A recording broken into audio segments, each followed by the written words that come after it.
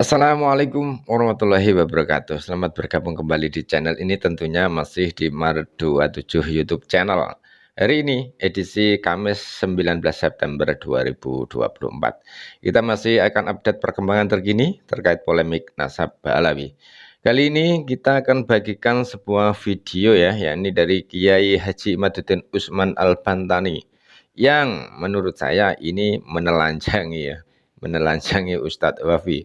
Karena beberapa hari yang lalu setelah adanya debat antara Guru Gembul dan Ustadz Wafi, ini sebenarnya malah membongkar cara berpikir Ustadz Wafi. Wah, ini sangat menarik ya, sangat seru ya.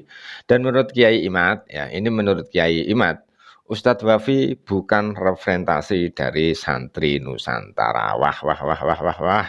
Nah, ini sangat membuat Ustadz Wafi tentunya sangat malu ya, karena merasa ditelanjangi oleh Kiai Imad. Karena Ustadz Wafi ini dianggap tidak ilmiah, cara berpikirnya tidak rasional dan lain sebagainya. Oke, lebih jelasnya kita simak videonya berikut ini.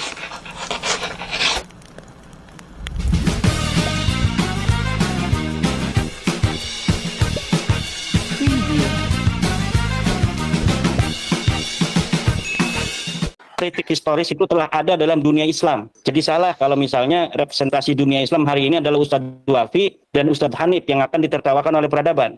Maka saya ingin bicara tentang bagaimana Guru Gembul dan Ustadz Wafi di dalam memperdebatkan tradisi ilmiah itu ingin menegaskan kepada publik yang menonton pada malam hari ini bahwa Ustadz Wafi tidak representasi dari santri Nusantara, tidak ilmiah, yang teori nasab, surah istifadah, walaupun bertentangan dengan bayinah, bertentangan dengan pernyataan sebelumnya dalam kitab nasab, itu harus diterima. Itu tidak benar. Ilmu nasab sepanjang yang saya kaji itu bisa untuk ditaruh di meja munakosah. Kediriannya itu sebagai sebuah ilmu yang di sana ada majmu'ul usulil kulliyah, ada teori-teori, ada konsep-konsep.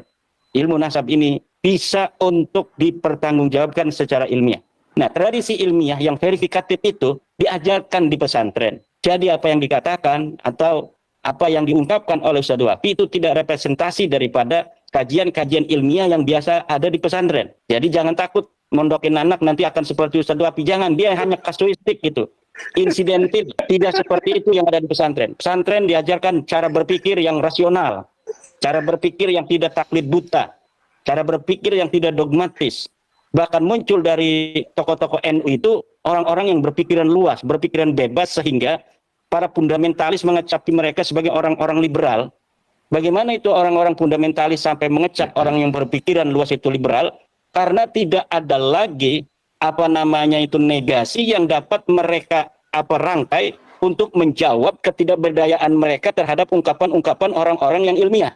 Mereka tidak terbukti sebagai cunabi, dan sampai kemarin itu di dalam debat Rabita Alawiyah atau diskusi itu mereka tidak bisa menampilkan bukti apapun selain hanya perdebatan-perdebatan ala TikTok gitu, ala TikToker ya, antara Gus Wafi itu, karena Ustadz Wafi ini TikToker kan, sering berdebat di TikTok, ya paling hanya begitu, melenceng-melencengkan ucapan orang, kemudian mencari kelemahan-kelemahan dari sisi verbal yang telah dikatakan oleh lawan bicara. Pertanyaan terakhir dari Guru Gembul, kritik terakhir beliau itu adalah masalah jumlah generasi Ba'alawi saat ini yang bertentangan dengan statistika secara umum. Nah, pertanyaan saya ke Yai, untuk nasab-nasab yang baninya itu paling soheh selain Ba'alawi ya, sebetulnya mereka semua ini berada di generasi keberapa Yai? Apakah 49 atau 50 sekian atau berapa gitu ya? Kalau kita menggunakan teori Ibnu Khaldun di dalam cara menghitung sebuah generasi, maka Ibnu Khaldun menetapkan setiap satu abad itu 3 generasi. Apabila satu abad itu 3 generasi, dihitung dari mulai kakek pertama yang diklaim sampai hari ini, maka itu bisa dikatakan masuk logika ilmiah dalam teori Ibnu Khaldun. Nah, kalau misalnya 1 Hijriah, katakanlah 1 Hijriah sampai hari ini 1446, 1446 apa 45 hari ini. Coba saya minta bantuan Gus Bin untuk setiap 100 tahun 3 generasi. Kalau 1446 berapa generasi? 1446 bagi 3. Iya. Bagi 3 ya. Kemudian bagi 10 dulu kali ya. Bagi 100 ya. Bagi 100 ya. Ya, bagi Ya. 100. Bagi 100 sama Itu dengan 48,2. Nah, Kalikan 3.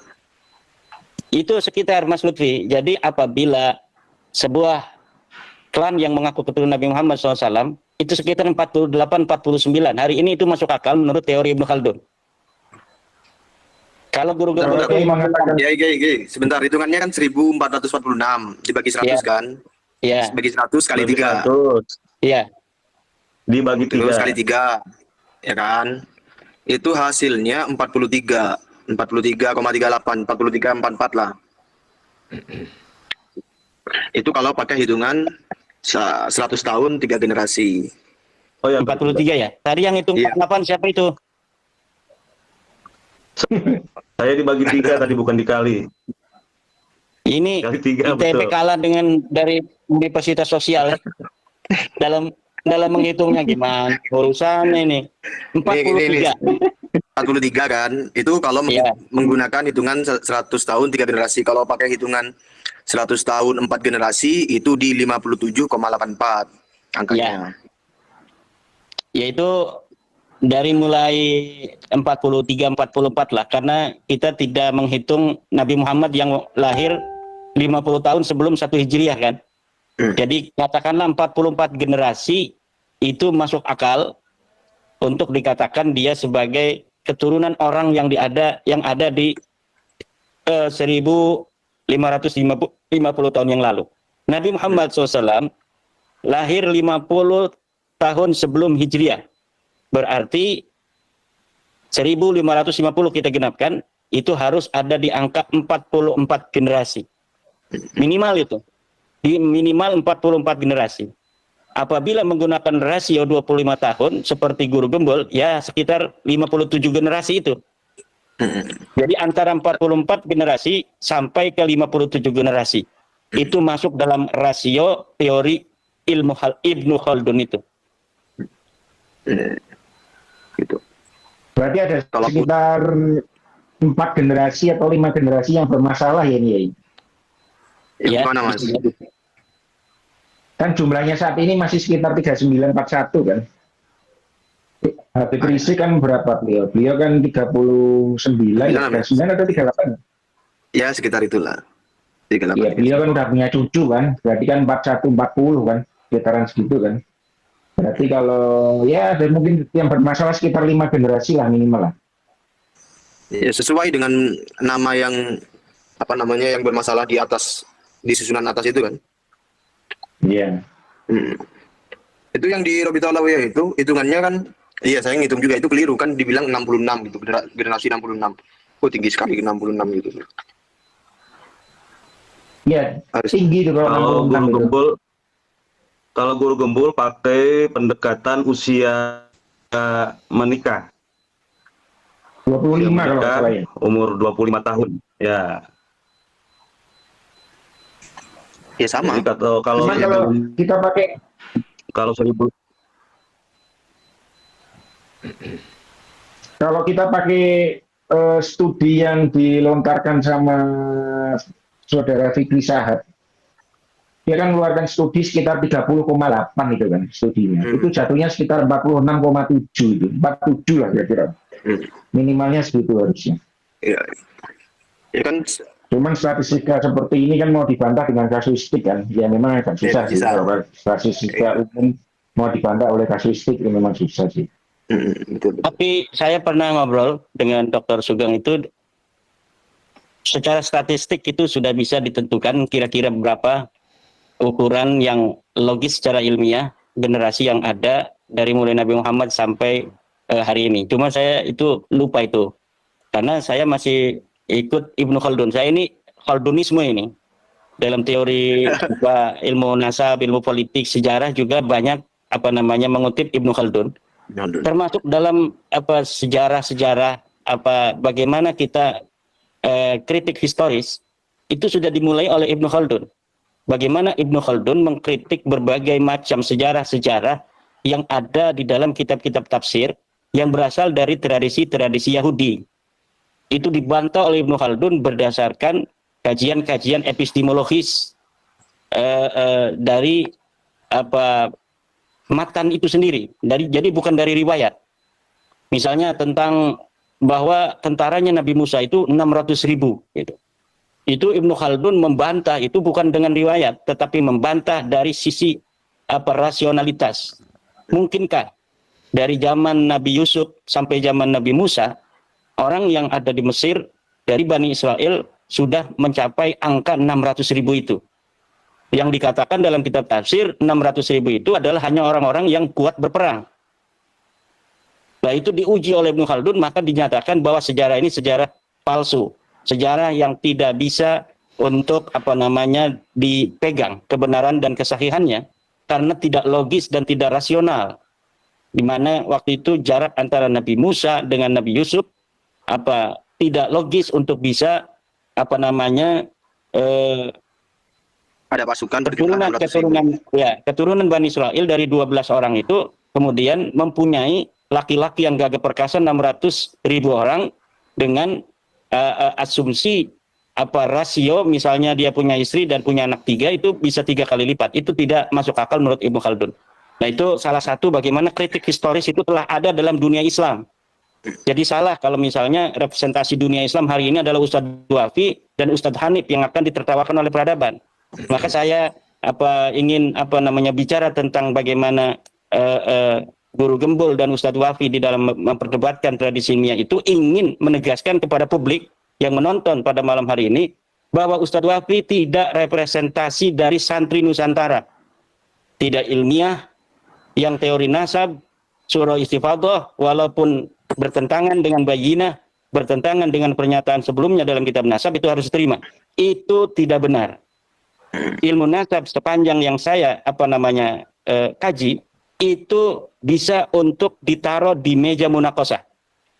Kediriannya itu sebagai sebuah ilmu yang di sana ada majmu'ul usulil kulliyah, ada teori-teori, ada konsep-konsep. Ilmu nasab ini bisa untuk dipertanggungjawabkan secara ilmiah. Kalau cara memahaminya seperti memahami para ulama-ulama ahli nasab, para ulama-ulama yang sahih pikirannya. Bukan seperti memahaminya Ustadz Dwafi yang tidak bisa memahami kitab ilmu nasab. Kalau cara memahami seperti Ustadz Dwafi tentang teori surah istifadhah misal, juga tentang kitab, maka akan memalukan peradaban para santri. Nanti orang-orang kuliah S1 di UIN yang tidak mondok akan gampang untuk mengatakan bahwa ini pesantren itu ortodok. Pesantren itu hanya doktrin, hanya dogma. Di sana tidak ada pikiran itu dikembangkan. Hanya taklid buta. Sebenarnya tidak seperti itu. Yang dididik di dunia pesantren itu adalah didikan-didikan yang ilmiah. Bagaimana sebuah riwayat hadis itu bisa diverifikasi dengan ilmu sanad dan ilmu riwayat. Tidak setiap hadis yang sampai di sebuah kitab itu ditelan mentah-mentah oleh para santri. Di sana ditakhrij dengan menggunakan metodologi para ahli hadis. Kemudian nanti dikatakan ini sahih, dikatakan ini adalah dhaif, dikatakan ini hasan, dikatakan ini mudallas, dikatakan ini mudraj, dikatakan ini sebagai mu'allal, dikatakan ini sebagai hadis yang maudhu', palsu, hanya digunakan untuk kepentingan sebuah kelompok, dan sebagainya. Nah, tradisi ilmiah yang verifikatif itu diajarkan di pesantren. Jadi apa yang dikatakan atau apa yang diungkapkan oleh Ustadz Dwafi itu tidak representasi daripada kajian-kajian ilmiah yang biasa ada di pesantren. Jadi jangan takut mondokin anak nanti akan seperti Ustadz Dwafi. Jangan, dia hanya kasuistik gitu. Insidentil. Tidak seperti itu yang ada di pesantren. Pesantren diajarkan cara berpikir yang rasional. Cara berpikir yang tidak taklid buta. Cara berpikir yang tidak dogmatis. Bahkan muncul dari tokoh-tokoh NU itu orang-orang yang berpikiran luas, berpikiran bebas, sehingga para fundamentalis mengecapi mereka sebagai orang-orang liberal. Bagaimana itu orang-orang fundamentalis sampai mengecap orang yang berpikiran luas itu liberal? Karena tidak ada lagi negasi yang dapat mereka rangkai untuk menjawab ketidakberdayaan mereka terhadap ungkapan-ungkapan orang-orang yang ilmiah. Ketika sebuah ungkapan ilmiah yang bertentangan dengan dogma dia sebagai sebuah kelompok tertentu tidak mampu menjawab dari ilmiahnya para tokoh-tokoh muda NU, kemudian langsung dikatakan ini liberal, langsung dikatakan ini antek PKI, ini antek komunis, ini khawarij. Kenapa? Karena keterbatasan ilmiah mereka, keterbatasan cara pikir dan cara pandang mereka yang hanya hitam putih, yang hanya bisa melihat sesuatu dari sudut pandang mereka dan dari sudut pandang musuh. Tidak memukobalah antara satu premis dengan premis lain, satu fenomena pengetahuan dengan fenomena pengetahuan lainnya. Nah, ini yang saya bantah, ada framing, ada ketidakpercayaan masyarakat setelah melihat Ustadz Wafi itu berdebat dengan guru gembul, seakan-akan ini adalah modern, ini adalah tradisionalis, ini bersifat terbuka, ini bersifat cutek gitu kata orang Banten. Bersifat cutek itu artinya apa? Bagaikan tempurung yang mengurung seekor kodok gitu. Kemudian tempurung ini dianggap sebagai langit. Oh, dunia ini hanya sebatas tempurung itu. Tidak. Dalam dunia pesantren Nahdlatul Ulama yang saya itu 12 tahun dulu itu pesantren berputar-putar, kemudian sekarang hampir 30 tahun itu saya itu mengajar. Itu tradisi ilmiah itu senantiasa diajarkan bagaimana bersifat terbuka, bersifat kritis. Bahkan saya menulis kitab, kadang-kadang santri saya yang masih 2 tahun mondok, baru 2 tahun mondok itu datang ke saya. Abah, ini kitabnya ada yang kurang. Saya senyum aja, padahal dia yang salah memahami. Nah, itu berarti dari situ ada sebuah keberanian untuk mengungkapkan pendapat menurut apa yang dia pahami benar. Dan tradisi ini senantiasa ada dan dikembangkan. Bahkan dulu saya mesantren di guru saya di Atohiriyah di Serang, itu guru saya itu kalau misalnya ada orang kampung bertanya, dia memanggil beberapa santri senior. Menurut kamu ini bagaimana ini? Jawabannya. Kemudian dari kami mengungkapkan pendapatnya. Ini dalam kitab ini begini, dalam kitab ini begini. Jadi kiai kami, kiai-kiai pesantren di Nahdlatul Ulama terutama dalam lingkup Nahdlatul Ulama, karena saya hanya memahami bagaimana teori ilmiah yang diajarkan di Nahdlatul Ulama, itu ketika saya kuliah, C+, artinya tidak terlalu ada jurang yang cukup tajam sehingga untuk bisa mengatakan bahwa teori yang ada di pesantren ini tidak ilmiah dan teori di kampus ini ilmiah. Tidak begitu. Ternyata ini seimbang. Apa-apa yang ada di dalam pondok pesantren diajarkan bagaimana kita cara merangkai premis-premis itu sama dengan apa yang kita pelajari kemudian di forum-forum akademis semacam kampus. Sehingga kemudian kita bisa mengikuti itu, bahkan kita lebih memiliki sebuah keuntungan karena berbagai macam ilmu yang kita pelajari di pesantren sangat menunjang dengan teori-teori ilmu terutama yang ada di UIN. Oke ya, saya setuju dengan apa yang disampaikan oleh Kiai Imad ya. Memang cara berpikir Ustadz Wafi ini ya, ini tidak rasional, tidak ilmiah, dan cara berpikirnya itu gimana gitu ya. Dan sekali lagi saya sangat setuju dengan apa yang disampaikan oleh Kiai Haji Imaduddin Usman Al-Bantani. Oke, dari saya sampai di sini dulu. Sampai ketemu di video-video selanjutnya. Akhirul kalam, wassalamualaikum warahmatullahi wabarakatuh.